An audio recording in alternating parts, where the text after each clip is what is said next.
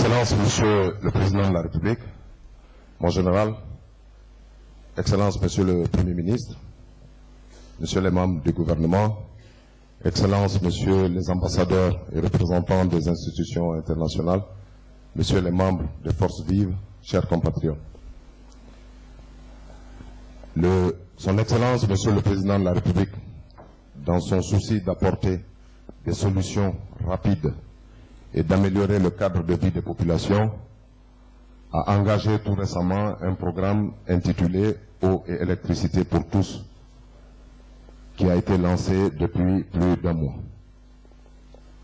Monsieur le Président de la République, je voudrais vous demander la permission, puisque le programme est d'ensemble, il parle d'eau et électricité, que vous m'autorisiez en 2 minutes de faire le point sur la situation de l'eau et ensuite de m'articuler sur la situation de l'électricité en faisant dans un premier temps un diagnostic que le Conseil des ministres a constaté et les esquisses de solutions qui ont été proposées. Mesdames et messieurs, le programme eau et électricité pour tous s'articule, comme il est intitulé, sur 2 volets principaux qui sont l'eau et l'électricité. Je commencerai par le volet eau, puisque celui-là a déjà eu un début de réalisation sur le terrain.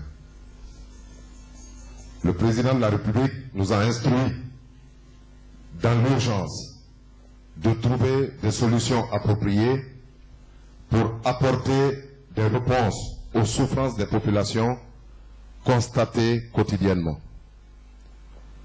Un travail de réflexion a été fait en relation avec les services de la SEG pour ce qui concerne l'eau, pour d'abord faire le diagnostic de la situation et définir les besoins qui répondent aux exigences et aux priorités définies par son Excellence, Monsieur le Président de la République. À ce titre, 2 aspects essentiels ont été identifiés. Le premier consistait à apporter une réponse immédiate pour que les populations aient accès à l'eau, et le deuxième, une solution à longue durée permettant à la société de production et de distribution de l'eau de pouvoir s'acquitter honorablement de ses prestations. À ce titre, vous avez dû suivre à travers la télévision la campagne de mise en place d'un ensemble de forages à travers les quartiers de Conakry, ceci pour permettre, comme je le disais tout à l'heure, aux populations d'accéder immédiatement à l'eau, donc servant de solution palliative en attendant les investissements importants dans le secteur. Ce programme a été lancé naturellement en relation avec les services de la SEG qui ont identifié les zones les plus appropriées pour l'exécution de ces forages. Ce programme est en cours d'exécution. Il est à hauteur de 55% et les travaux sur le terrain continuent.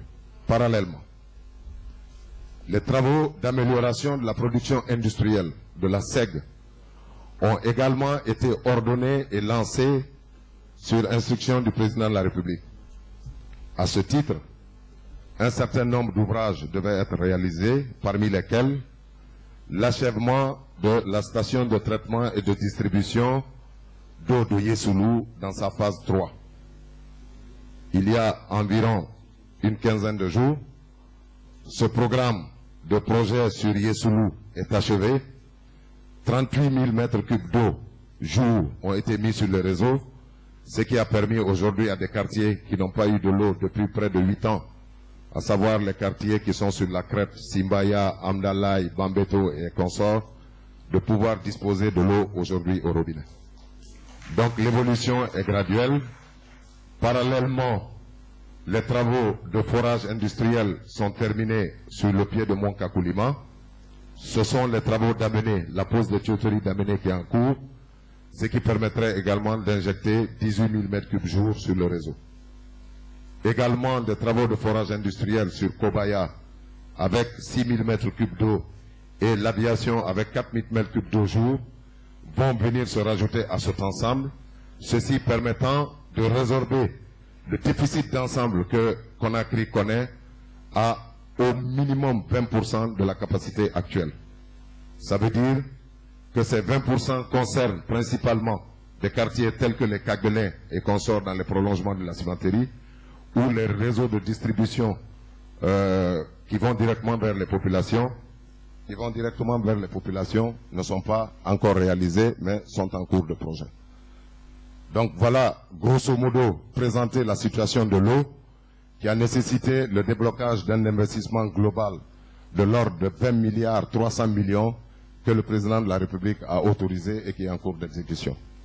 C'est un programme pilote qui est programmé sur une période de 3 mois et qui va permettre, comme je l'ai dit tout à l'heure, de ramener le déficit d'eau de 47% aujourd'hui à 20% à l'échelle.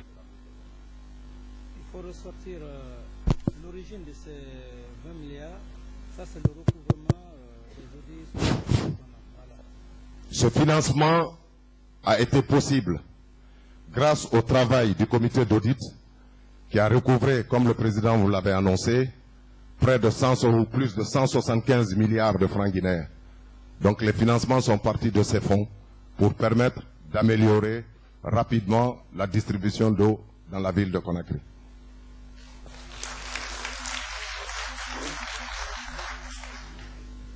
Le deuxième aspect de ce vaste programme eau et électricité concerne le volet électricité, qui est un peu plus complexe et qui a demandé un peu plus de temps de travail. Vous me permettrez, Monsieur le Président de la République, avant d'arriver aux conclusions auxquelles ont abouti le Conseil, essayer de présenter de façon très sommaire la situation de la distribution et de la production de l'énergie.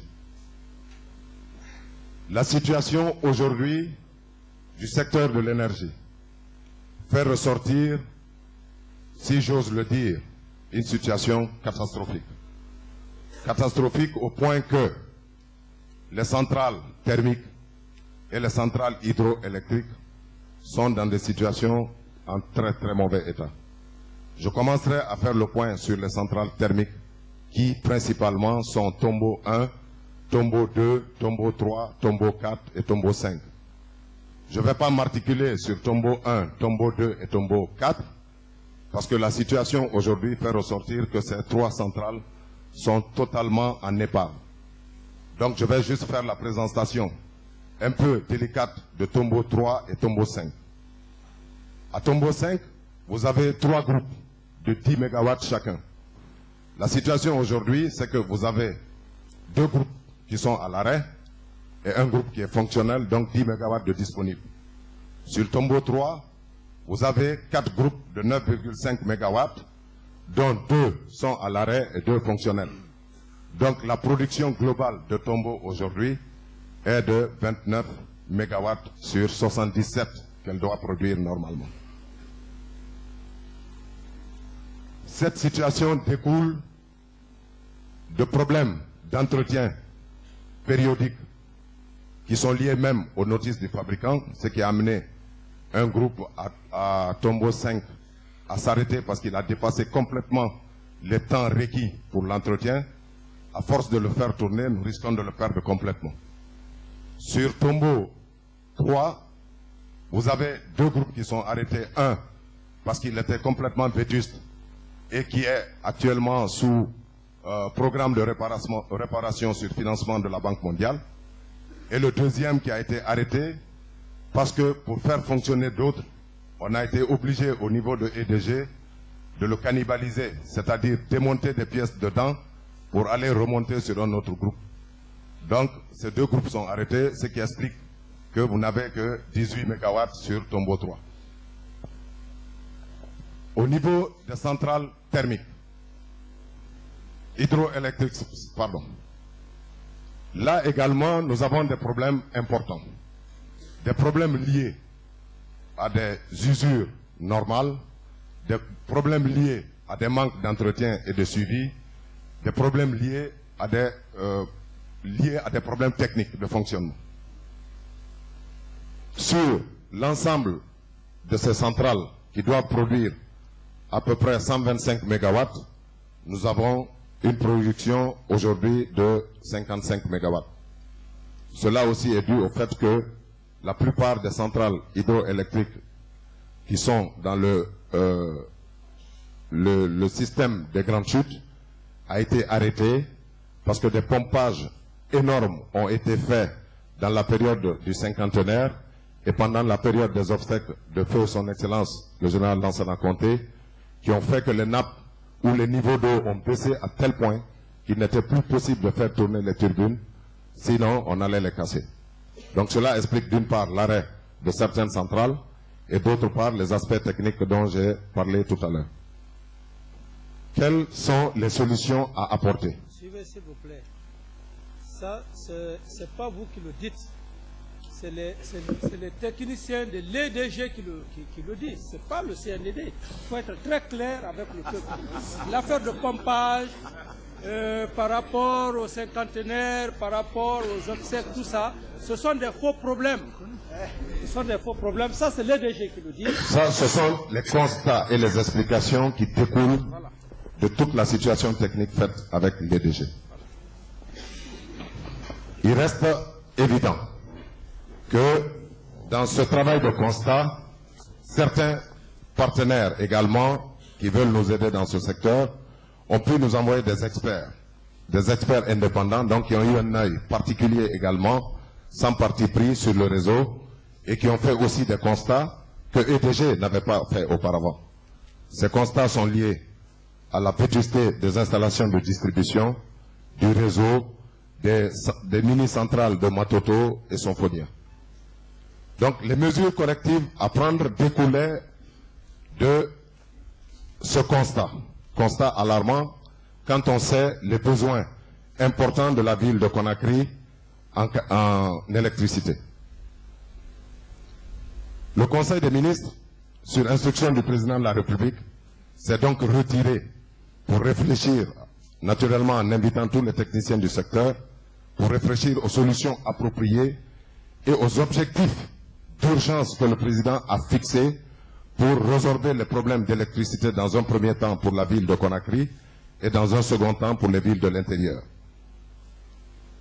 Nous avons, sur le constat de l'existant, vu la nécessité de procéder immédiatement, dans les délais requis en urgence, à la remise en état des groupes.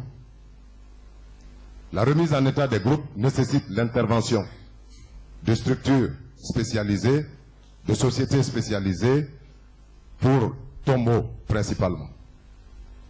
Les analyses faites à ce niveau ont fait ressortir que les besoins de financement pour remettre Tombo en route dans les 3 mois sont de l'ordre de 1 million d'euros. 1 million d'euros, je dis bien les besoins de remise en route des équipements. Parallèlement à ces besoins de remise en route des équipements en 3 mois, qui permettraient d'avoir les 77 MW produits sur le thermique, un programme de réhabilitation de l'ensemble du système devait se faire sur une période de 12 mois, permettant d'avoir un outil fonctionnel à longue durée. Cette approche a été faite avec la société Varsila, qui est la société qui est construite Tombo 5 et qui est la société qui a fourni les 3 groupes de 10 MW de Tombo 5. Je précise que le choix de cette société a été fait sur la base d'une consultation, donc d'un appel d'offres. Elle a été retenue naturellement par rapport au fait qu'elle est d'abord celle qui a construit la centrale et deuxièmement celle qui a fourni les groupes électrogènes en question. Ce programme a été retenu dans le programme d'urgence. Parallèlement, les groupes de Tombo 3 qui sont également inscrits dans le programme d'urgence doivent être rénovés. Les 3 groupes qui sont aujourd'hui sous la tutelle de Varsila, parce que Varsila a racheté la société qui a fourni et qui fabrique ces groupes, donc qui est sous la tutelle de Varsila et qui est inscrite dans le plan d'urgence de Varsila et qui peuvent être dépannés d'ici fin octobre 2009. Et je dis bien que le montant global que j'ai annoncé tout à l'heure prend en compte la réhabilitation également de ces groupes. Parmi ces 4 groupes, il y a un groupe qui est financé par la Banque mondiale, dont les pièces de rechange sont arrivées à Conakry. Je crois que lors de la visite des membres du gouvernement sur le terrain, nous l'avons constaté. Et une société a été retenue, la société TSI, sur appel d'offres également, pour pouvoir assurer le suivi technique de ces travaux, pour un montant de 280 000 $. Donc voilà, au niveau thermique, les travaux d'urgence à faire sur les moteurs. Mais parallèlement, nous avons constaté, lors des travaux que nous avons faits, que en remettant Tombo à 100% fonctionnel, en essayant de remettre quelques unités de barrages hydroélectriques en état, le déficit en électricité pour la ville de Conakry demeure. Donc nous avons jugé indispensable l'adjonction de capacités supplémentaires pour pouvoir résorber ce déficit et alimenter la ville en électricité. Il était question à ce moment de voir quelle est la méthodologie et la technique à utiliser pour la mise en place de cette capacité supplémentaire. Le Conseil s'est orienté dans un premier temps vers l'installation de groupes identiques à ceux de Tombo à la place de Tombo 1, Tombo 2, Tombo 4, puisque au moins nous avions l'avantage d'avoir les installations, à savoir les hangars qui pouvaient abriter ces groupes. Mais dans l'analyse technique, nous nous sommes rendus compte que même en installant les besoins exprimés 50 MW sur Tombo, nous n'avions pas la possibilité d'alimenter la ville. Pourquoi? Parce que cette capacité ne peut pas être, disons, transportée par la ligne de transport existant, le réseau étant vétuste, la ligne étant de 60 kV, alors qu'il faudrait une ligne d'au minimum 100 kV, maximum 220 kV, pour transporter toute cette énergie qui va être produite au niveau de Tombo. Et puisque nous sommes dans la dynamique de l'urgence, le président veut qu'il y ait de l'électricité pour les populations le plus rapidement possible. Il faudrait réfléchir à une solution palliative permettant de trouver les moyens qu'il faut pour alimenter la ville en électricité, tout en se mettant dans une dynamique de remise en état dans la durée de tout l'ensemble. Cette réflexion a été faite avec les techniciens et une, disons, subdivision de cette capacité de 50 MW a été envisagée sur 4 sites potentiels à travers la ville de Conakry, un site à Manéa, un site à Anta, un site à Amdalaï et un site à Matoto. Donc chacun des sites, celui de Manéa et celui de Anta étant de capacité 15 MW, et ceux de Amdalaï et ceux de Kipé étant de capacité 10 MW. Ce qui permettait, sur des réseaux isolés, de pouvoir alimenter l'ensemble de la ville en électricité, parce que le réseau, à ce moment-là, pouvait tenir. En attendant, de pouvoir changer les lignes directrices et faire, s'il faut, la transposition de ces équipements vers la centrale de Tombo, lorsque les possibilités de distribution se créeront. Donc voilà, au niveau de Tombo, les options qui ont été retenues. Ces options ont été chiffrées compte tenu du fait que nous avions les cotations requises dans ce domaine. Il s'est avéré également de savoir, par rapport à cette option, quelle est la décision gouvernementale qu'il faudrait prendre par rapport à 3 possibilités que nous avions dans le thermique. Ou acheter, c'est-à-dire en acquisition, les centrales et les installer, ou les passer en BOT avec des promoteurs intéressés dans le secteur, ou les passer en leasing en utilisant les opérateurs spécialisés dans ce secteur. Nous avons analysé ces 3 aspects et le gouvernement a tiré la conclusion que l'option la mieux adaptée à l'urgence était le leasing. Pourquoi? Parce que le BOT nécessitait une durée variant entre 12 et 16 mois pour sa mise en opération. Monsieur le honorable, suivez, parce que vous êtes un grand technicien. Je veux parler de mon frère Sidia. Alors, donc, vous suivez, et c'est la partie la plus importante, c'est-à-dire les 3 variantes, soit le leasing qui est un besoin urgent, ou un BOT, ou Le troisième, c'est l'achat de groupes électrogènes. Donc, il faut cibler cette partie. Vous allez l'analyser ensemble. Nous allons voir ce qui est utile, ce qui est mieux. Parce qu'il y a un problème de prix. Et puisque nous sommes nécessités, faut-il laisser la capitale dans le noir par rapport à un prix? Et c'est pour cette raison qu'on vous a fait appel pour que chacun de nous puisse contribuer ensemble, on puisse arrêter une décision. Je vous remercie, Monsieur le ministre d'État, vous pouvez continuer. Merci, Monsieur le Président.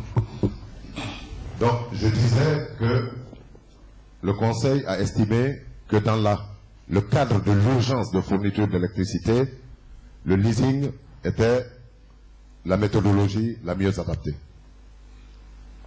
Et j'ai donné tout à l'heure les contraintes liées au BOT, qui sont des contraintes de temps et de durée de mise en exécution. Pour combien de temps? 12 à 16 mois. Il faut 12 à 16 mois pour mettre en place une centrale en BOT. Et le leasing? Le leasing, tel que nous l'avons conçu, en 3 mois. Ainsi que l'acquisition. Il s'avère que les trois aspects ont des avantages et des inconvénients. L'acquisition, c'est que ça amenait le gouvernement à mobiliser les ressources qu'il faut immédiatement, donc il faut payer cash, ce qui est difficile compte tenu de la situation financière dans laquelle nous sommes. Le BOT, c'est que l'État ne dépense rien, mais nous sommes obligés d'attendre entre 12 et 16 mois avant de pouvoir répondre aux besoins de la population. Le leasing, c'est que l'État dépense dans le temps, mais permet dans les 3 mois de pouvoir avoir avec des opérateurs spécialisés la mise en place d'équipements de fourniture d'électricité. Pourquoi également le leasing? Parce que le problème de gestion et d'exploitation de ces centrales était analysé par le président de la République. Le président a instruit qu'il faudrait que, dans le contexte de l'urgence, pour être en garantie pour la période de fourniture de courant sur l'urgence, en attendant que les périodes définitives ne prennent le relais, il faudrait que la structure qui doit être mise en place puisse le faire en toute liberté et en toute équité. Ce qui amenait donc, de fait, à choisir un opérateur pouvant d'abord, dans un premier temps, fournir les équipements, les installer, les exploiter, les entretenir, les gérer et fournir uniquement l'électricité à EDG. Donc le leasing favorisait cette méthodologie de travail, puisque l'État ne s'impliquait pas dans l'importation de carburant à ce sujet, l'État ne s'impliquait pas, ou EDG ne s'impliquait pas dans la gestion ô combien délicate de ce carburant par rapport à ces groupes. L'opérateur faisait de son affaire l'ensemble de ses prestations, il devait uniquement fournir le courant à EDG et distribuer sur les réseaux, et il est payé sur ses facturations au kilowattheure produit. Donc voilà les analyses qui ont amené le Conseil des ministres à proposer à son Excellence, Monsieur le Président de la République, la solution de leasing permettant d'arriver au bout de 3 mois à une satisfaction des besoins tels que exprimés par son Excellence, Monsieur le Président de la République. Il est vrai que cet ensemble ont des coûts variés par rapport aux paramètres qu'on leur donne, variés par rapport à l'urgence qu'on leur donne. Il reste bien entendu qu'une solution d'urgence reste toujours plus chère qu'une solution d'acquisition ou une solution en BOT. Mais le choix était à faire en fonction des objectifs qui sont fixés et qui sont clairement fixés, et le gouvernement s'est attelé à cette tâche en tenant compte de ces paramètres et des instructions de son Excellence, Monsieur le Président de la République. Si vous permettez, Monsieur le Président, je vais énoncer les coûts en fonction des priorités qui ont été établies. Je voudrais simplement rappeler que dans le programme d'urgence établi, également des travaux de mise en conformité minimale ou minimum du réseau devaient être entrepris et ont été chiffrés avec les techniciens pour permettre de régler déjà les problèmes que nous rencontrons aujourd'hui. Parce que du constat qui est fait, même l'électricité qui est produite aujourd'hui n'arrive pas directement aux populations parce que le réseau ne le permet pas.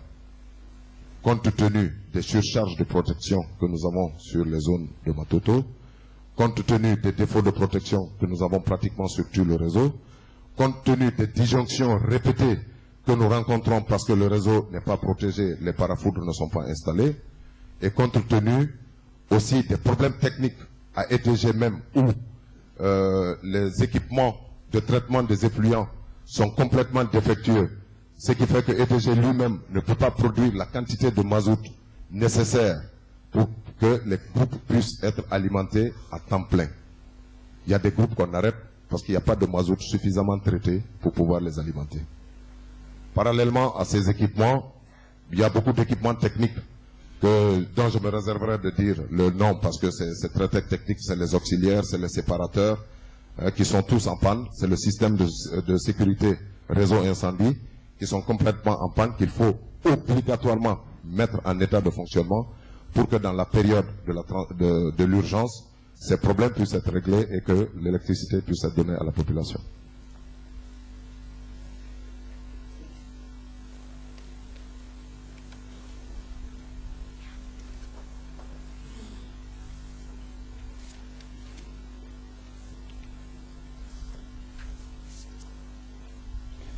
Monsieur le Président, le programme d'urgence dont je viens de faire cas fait ressortir des coûts d'investissement par rubrique. Le plan d'urgence lié à la mise en service de l'ensemble des groupes existants avec Varsila. Oui, le leader Silla est en train de somnoler. Suivez très bien, parce que ça peut vous intéresser. C'est extrêmement important. Il se pourrait, si vous suivez, parce que c'est le point le plus important, les coûts. Alors donc, il se pourrait que vous-même, vous vous engagez par rapport à certains coûts, par rapport à ceci et à cela, c'est important. Voilà. Donc voilà pour tout le monde, pour tous les leaders et les techniciens qui sont devant moi. Je vois mon frère Ousmane, Alain, Sissé, voilà, ainsi de suite. Voilà. Et mon frère Kira aussi également. Ils sont là, donc suivez, cette partie est extrêmement importante. Les trois variantes, ensemble, nous allons voir ce qu'il lui a fait. Allez-y. Monsieur le Président, je voulais préciser que dans l'évaluation des coûts, nous les avons structurés en deux rubriques.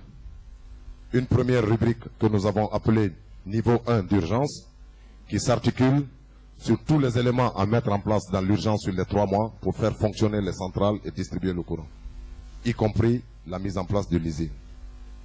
La deuxième variante qu'on a appelée urgence 2, qui celle s'étale dans la durée concernant principalement la réhabilitation de l'ensemble de Tombo. Mais je précise que les acquis de l'urgence ne sont pas remis en cause dans la phase réhabilitation. Les centrales fonctionneront. C'est un système de rotation qui va être mis en place pour que les groupes soient arrêtés les uns après les autres, sans pour autant que le déficit en électricité puisse se ressentir sur les populations. Donc, il découle de ce tableau la situation suivante. Remise en marche de Tombo avec la société Varsila pour un montant de 780 457 €.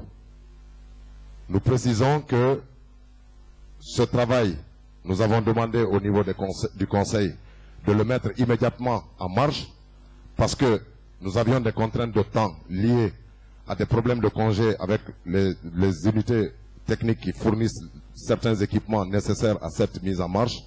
Donc nous avons demandé au niveau du Conseil de prendre les mesures immédiates pour lancer ces commandes et réhabiliter Tombo. Également, vous avez 780 457 €.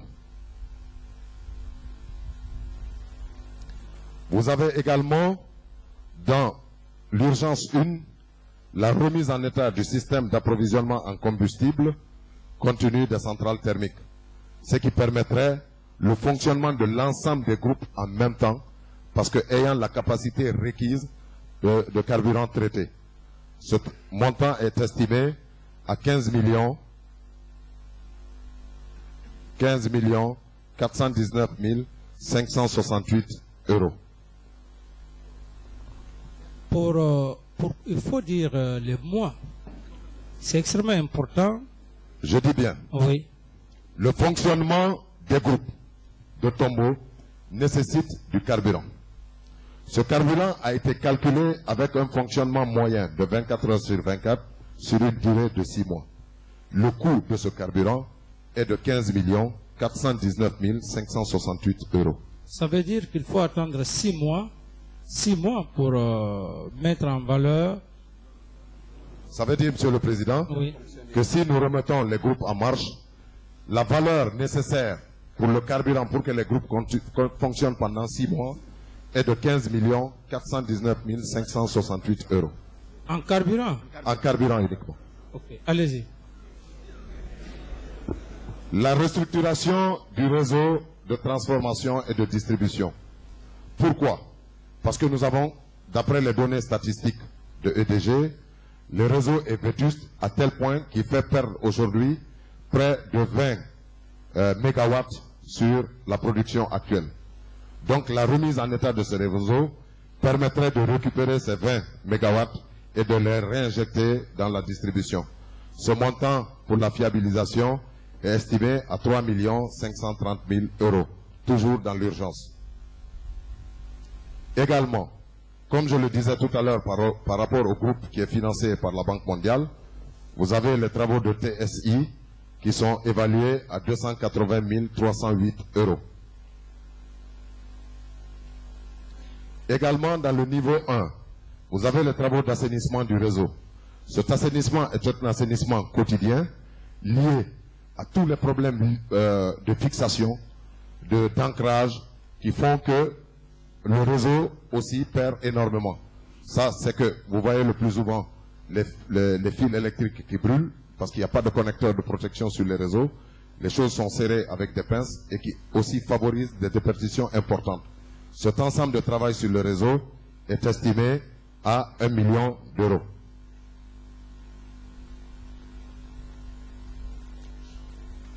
Il a été aussi, dans les analyses, indiqué que la production ou la consommation d'énergie au niveau domestique est importante parce que la qualité des lampes utilisées sont consommateurs d'énergie.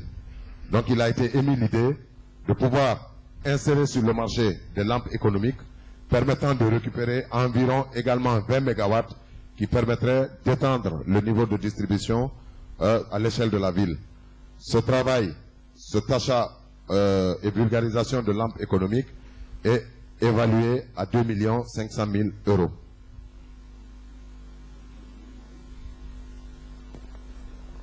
Je crois que c'est les ampoules économiques. Les ampoules économiques à la place des ampoules à incandescence.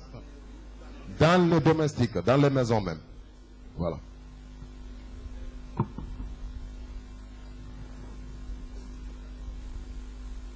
Également, nous avons dit que tout cet ensemble doit se faire dans une certaine communication, une certaine explication. Donc il est prévu une campagne de sensibilisation pendant la période d'urgence, de mise en place de la phase d'urgence, qui a été évaluée à 46 154 euros. Vous avez toujours dans la phase d'urgence 1, cette adjonction de 50 MW en leasing, qui est évaluée à 75 881 150 euros.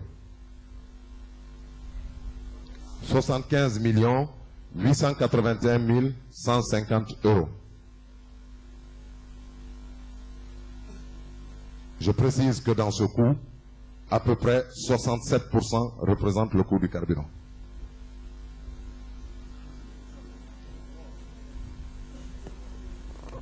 C'est-à-dire, à ce que je cherche, ce coût, l'État n'aura pas besoin de mettre du carburant et ce coût va supporter les 12 mois pour éviter même le détournement de carburant, de ceci, de cela, et pour éviter de s'accuser à tout moment, à tout instant. Le leasing. C'est-à-dire avec ça, on est stable et pendant que les 12 mois s'achèvent, il y a un autre programme qu'on va essayer, que le Premier ministre va essayer de vous faire savoir concernant parallèlement aux aides de la BAD et aussi d'ici là les machines de tombeau seront mises en état en majoute et donc une planification à l'avance pour éviter de tomber dans une situation comme le cas de la Sierra Leone. La Sierra Leone a fait un leasing pour la même façon pour 1 an. Mais dans le programme, la Sierra Leone n'a pas prévu la solution de remplacement. Et donc, les 12 mois se sont écoulés parce que la Sierra Leone avait effectivement pensé qu'elle aurait fini d'achever peut-être certains travaux ou les aides, les promesses qui lui ont été faites. Alors donc, ils étaient obligés de revenir pour un deuxième contrat pour 1 an. Alors donc, ça, ce sont des expériences qui ont été acquises. Et donc, ces expériences seront mises à votre disposition. Et ensuite, en BOT, voir également qu'est-ce qu'il a lui à faire. Et parce que nous sommes dans un problème de temps. 3 mois, si toute la capitale peut avoir de l'électricité. Électricité par rapport à quoi? Par rapport d'abord à la sécurité et par rapport au programme que nous avons envisagé en ce qui concerne les élections. Pour éviter qu'à un moment donné, que certains disent ah non, il n'y a pas eu d'électricité parce que alors on ne peut pas saisir ou ceci, cela. Alors tout ça, il faut se munir, il faut voir l'intérêt supérieur de la nation. Et donc vous essaierez de voir tout au long des détails, vous allez voir que c'est bon pour le peuple, que c'est bon pour notre nation. Parce qu'une nation reste une nation. Et aujourd'hui, ces montants, bien évidemment, ces montants appartiennent au peuple. Il faut le discuter, ces projets. Alors voilà, au fait, c'est quelques petits détails que j'essaie un peu de vous donner avant qu'il n'achève. Parce qu'on se complète. Il ne peut pas tout dire, comme honorable Jean-Marie l'avait dit. Alors on peut être porte-parole, mais on ne peut pas aussi cerner l'esprit de tout le monde. Voilà, allez-y, continuez. Merci, Monsieur le Président. Donc, pour l'urgence 1, telle que je l'ai décrite tout à l'heure, le montant global serait de 99 359 636 €. L'urgence... Je dis bien. L'urgence 1... L'urgence 1, 99 359 636 €. C'est le leasing. Le leasing est compris dedans. Le leasing est compris dedans. Oui, Monsieur le Président. Et la durée maximum pour nous donner le courant, c'est combien de mois? 12 mois, 1 an, sur le leasing. D'accord, mais on doit, maintenant là, nous sommes dans le noir. Et qu'est-ce qu'il faut, dans combien de mois, on peut être desservi, toute la capitale peut être desservie en fonction de ce montant? Dans 3 mois, Monsieur le Président. Dans 3 mois. Dans 3 mois. Donc vous notez 3 mois pour ce montant, et voilà, allez-y, continuez. Je ne suis pas technicien, mais excusez-moi.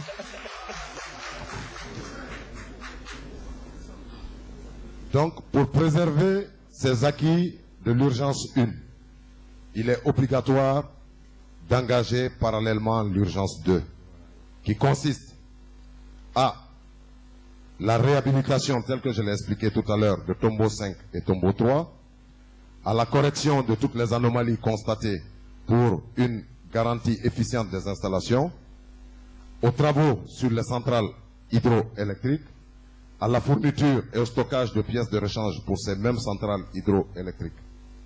Pour l'ensemble de ces coûts, la réhabilitation des groupes de tombeau 5 sont estimés à 1 834 132 €. 1 834 132 €. La réhabilitation des groupes de Tombo 3 sont estimés à 22 354 094 euros. 22 354 094 euros. Il demande si c'est Tombo 3 précisé. Tombo 3 précisément. Pour combien de mégawatts? Pour 44 mégawatts. 44 mégawatts. Et 30 mégawatts sur Tombo 5. Ah, parce que c'est des techniciens qui sont assis. Il faut donner toutes les données doivent être chiffrées. C'est important parce que quand on dit Tombo 3, c'est pourquoi le leader Sidi a demandé. Il a fallu que vous dites 44 mégawatts, qu'ils se rendent compte à peu près de quoi s'agit-il. Merci. Merci, Monsieur le Président. Il est vrai que ces travaux de réhabilitation ont été faits sur la base d'un constat des experts de la société Varsila, en tenant compte de l'âge des groupes, de la nature des groupes, du type de fabrication du groupe et de certaines caractéristiques techniques liées à ces groupes.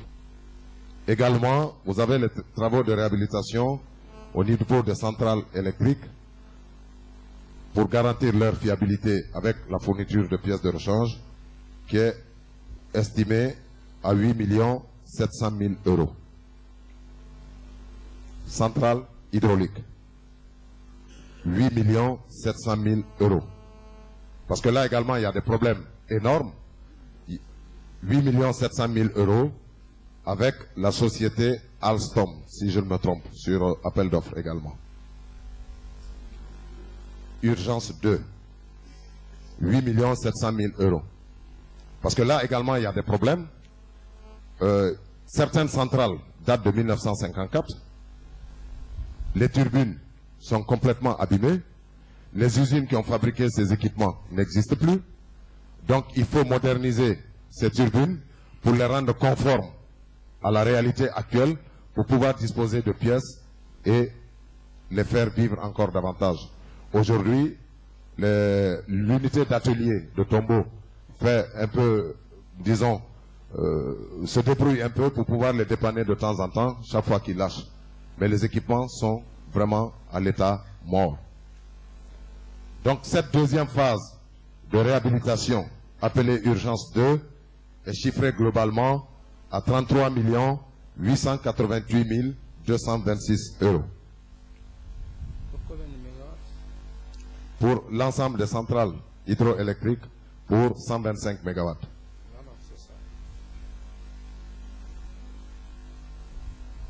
125 mégawatts. 125 mégawatts, Monsieur le Président.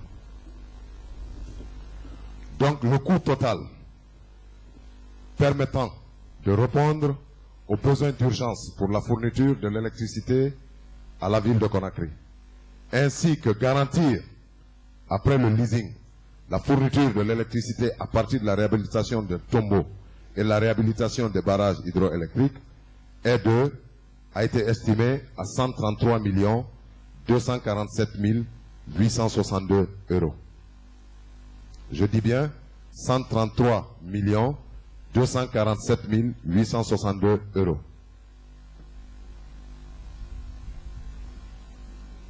Il reste bien entendu que la réflexion également s'est développée pour la fourniture de l'électricité à l'intérieur du pays. Il s'est avéré que la plupart de nos capitales régionales disposent de groupes électrogènes mis à disposition depuis quelques années et que malheureusement ces groupes ne fonctionnent pas simplement par défaut de carburant, mais parce que le réseau de distribution à l'intérieur du pays également n'existe plus.